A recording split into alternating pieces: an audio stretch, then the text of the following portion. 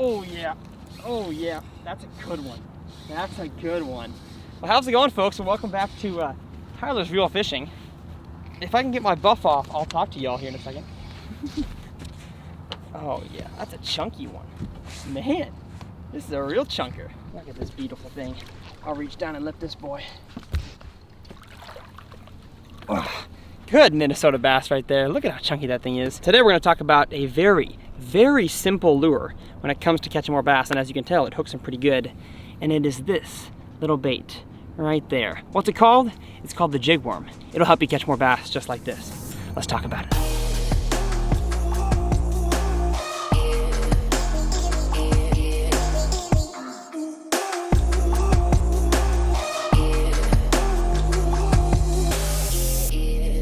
Well, how's it going, folks? And welcome back to Tyler's Real Fishing. My name is Tyler, and it is my goal on this channel to help y'all become better bass anglers. And I've loved the growth of this channel, and I've really seen it take off as a hub for information.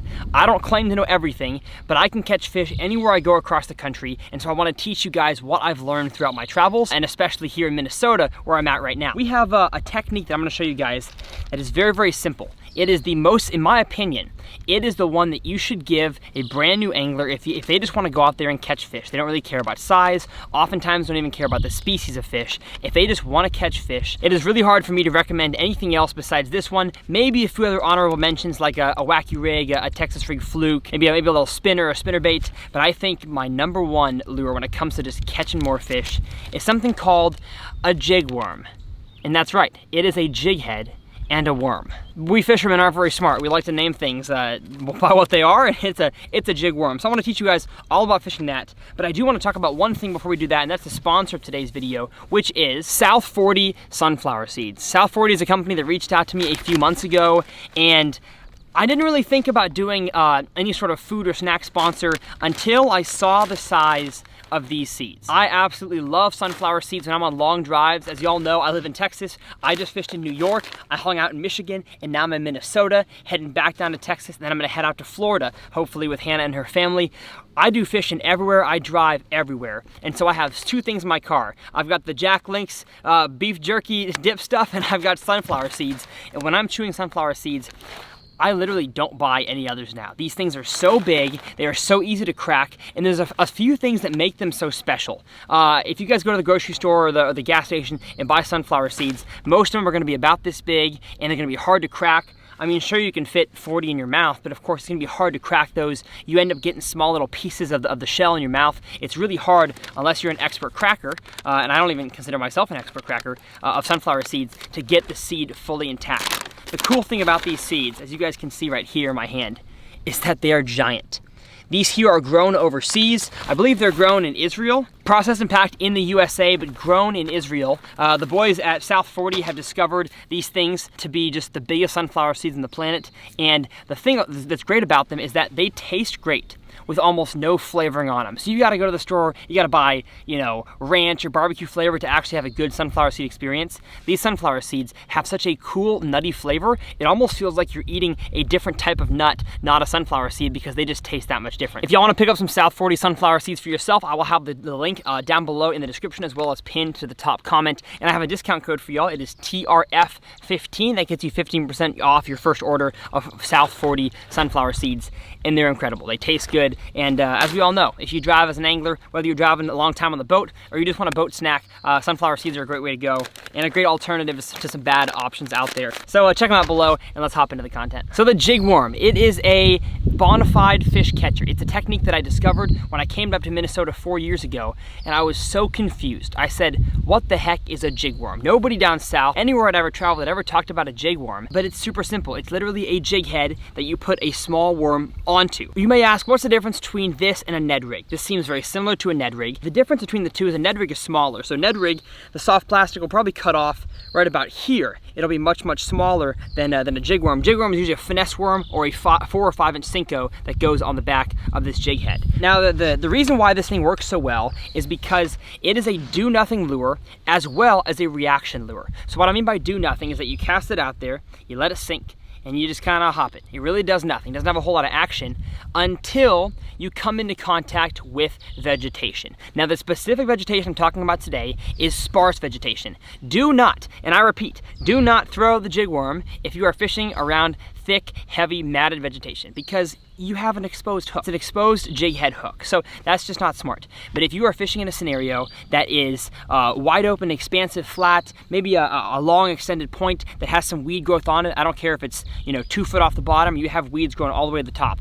If you have scatter weeds like you see on this clip on the screen right now, you're gonna be able to throw this lure. And the thing that is so special about this jig head right here, it's the Outcast Tackle Money Jig, the Money Jig Head, is that it has a slanted section right here. And from what I found is it does not sit up off the bottom like their Ned rig head does. So it's not like a shaky head. If you want a shaky head, get a different jig head for that. This one is almost like a gliding action. So if you look down there in the water, I'll actually show you as an underwater clip right now of what it looks like when it rips off a piece of grass. It either kind of spirals or it flutters down, not flutters, kind of glides down, and that right there is what triggers the bass to bite. So of course, you can fish a jigworm in open water, but it is especially meant to be fished around vegetation, and I usually am talking about vegetation from 6 to 15 feet of water is where the jigworm excels. So it is super easy to rig a jigworm. I'm gonna show you guys right now. There's 2 main worms that I use for it. I use Striking Ocho, either the 4 or the 5-inch. I got the 5-inch right here.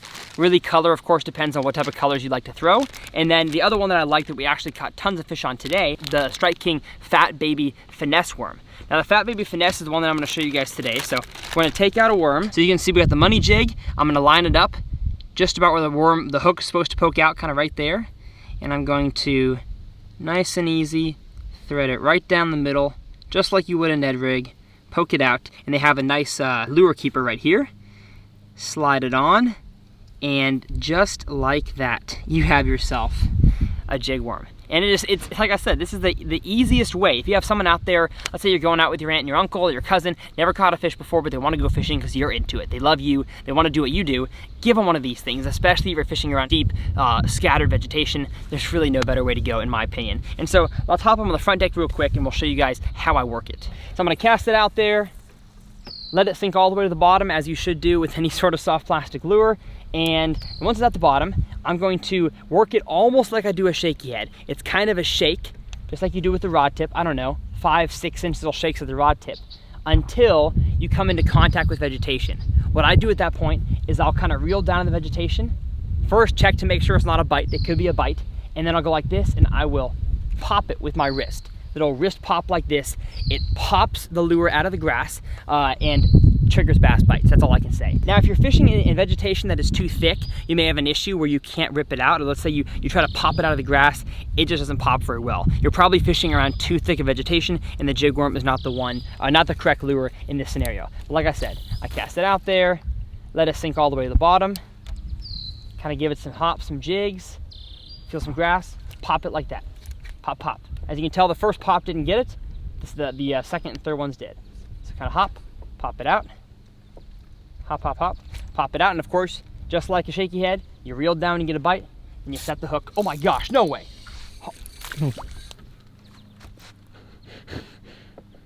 That was totally accidental. As you can see, I foul hooked a bluegill. Wow, that was kind of cool.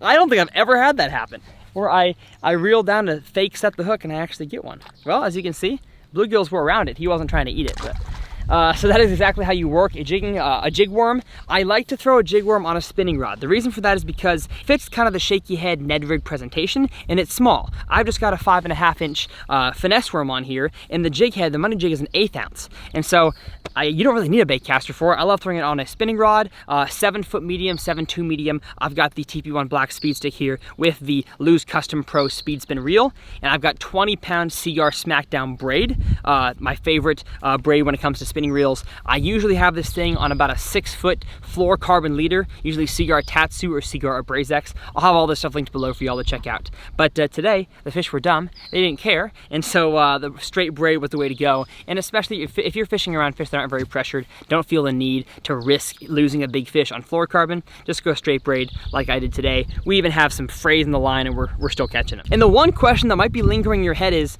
Tyler, why are you throwing a neon yellow head?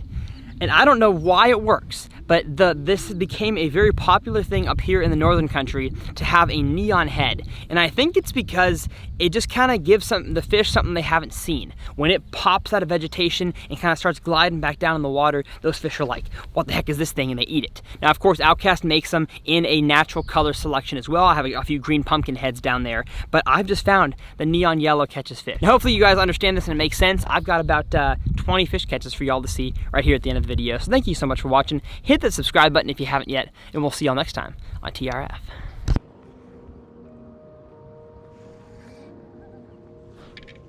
There's one. There's one. That's a bigger one. Bigger one, Levi. Get the camera. Big one. Big one. Big bass. Oh, yes. Yes, yes, yes. Ho, ho, ho, ho.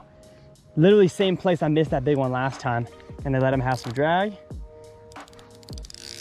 I switched to full braid because I had a fluorocarbon leader and I broke off. But obviously the fish here don't care because, oh my gosh. Something's trying to eat him. I think a pike just tried to take a bite at him too. That's a nice one. That's a nice Minnesota bass. I'll net him myself. Oh gosh. Yeah, I can see how I lost the last one because he's got the line in his mouth. Yes, here we go. Look at this one, boys and girls. And they are full of energy. Stop it. Stop it, stop it, stop it. Ugh. Look at that. That's a chunk right there. Absolute Minnesota chunk. Right down there in the bottom of the throat. Honestly, didn't even give him that long to eat it. He just, that's how much they want this thing. It's easy for them to get in their mouth. It's easy to fight, easy to set the hook. And that dude got it down. I'll get the pliers. So as you can see, he got it deep down in there in the mouth. So I'm gonna take the pliers. I'm gonna go through the gills, grab the worm head, poke it out that way, boom. Nice and easy, lemon squeezy. And that right there, beautiful, beautiful bass. Absolutely love these things. See you, buddy. Okay, so right now, folks, I've got grass right now, not a fish. I'm just gonna go like this and give it a little pop, and it just pops it right out. Usually the hook size is small enough that it doesn't grab a clump of line like a, I don't know, a treble hook would. And now I'm back to jigging. Got some grass, hop it out, let it sink.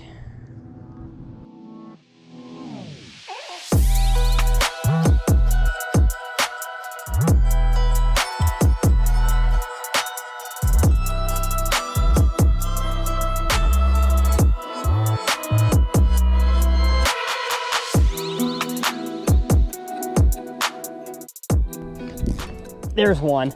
Yes. Gungus. Gosh, beautiful little rock bass. I count these things as bass. Comment below if you count these as well, because they're cool. Cool little guys. You gotta be kidding me. You gotta be joking me. Good grief. Whoa, what a joke. In between my stinking legs. Little guy on the jigworm. In between my legs. That's the key, folks. Take out your phone to get on TikTok, and you'll catch them.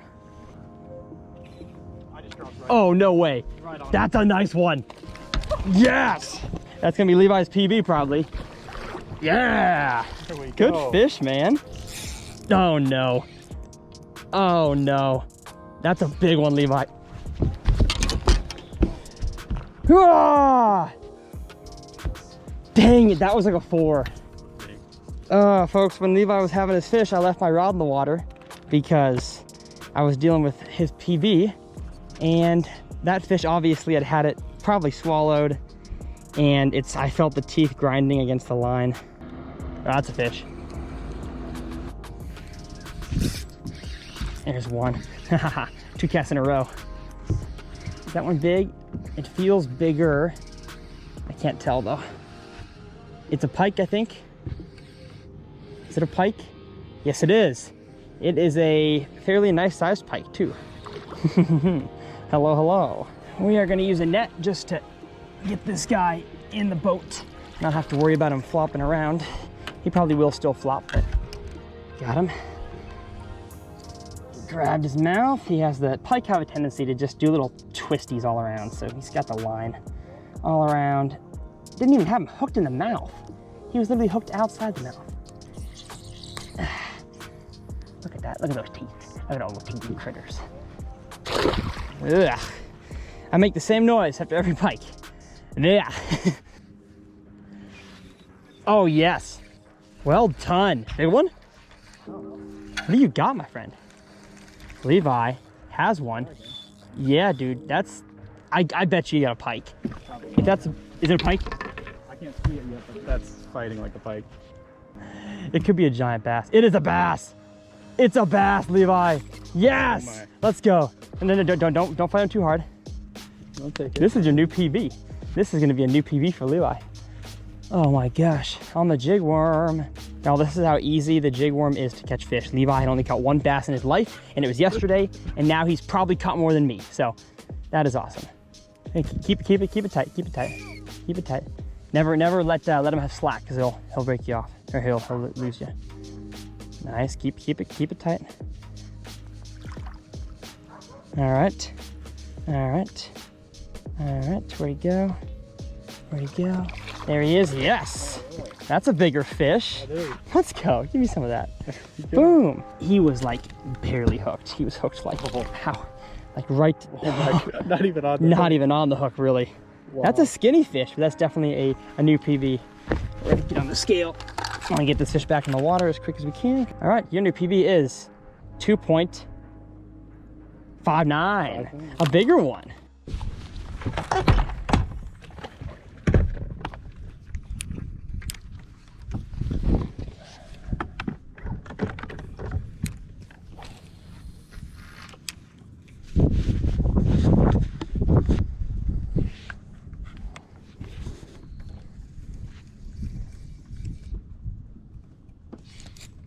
There's one.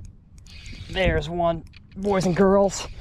Oh man, it feels like a good one to end the day. I mean, this could be a pike, could be a bass, I'm not sure. Either way, it's bigger.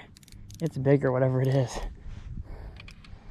He's also got me around a ton of grass, ton of weeds. It is a bass, big bass, biggest bass today. Biggest bass today. Get out of the weeds, get out of the weeds, get out of the weeds. Get out of the weeds, no, stop it, stop. I'll just, I'll lip him. Biggest bass today. Let's go. Bring it over here, buddy. Bring it over here, yes. And just like that, jigworm strikes again, inside the mouth. That guy got it deep, not too deep though. I'll be able to easily pop it out. And it's so easy, y'all. This lure, just like I said, Levi caught some fish super easy. I'm able to catch them super easy. I pulled up to this grass flat, and this was no joke, my first cast. Nice, beautiful 3.5 pound Minnesota lunker. So thank you guys so much for watching Tyler's Reel Fishing. If you enjoyed, make sure to hit the subscribe button. I make it my goal on this channel to help you guys become better bass anglers, and hopefully you learn something that you can replicate on your own body of water and have success like this. We'll see y'all next time.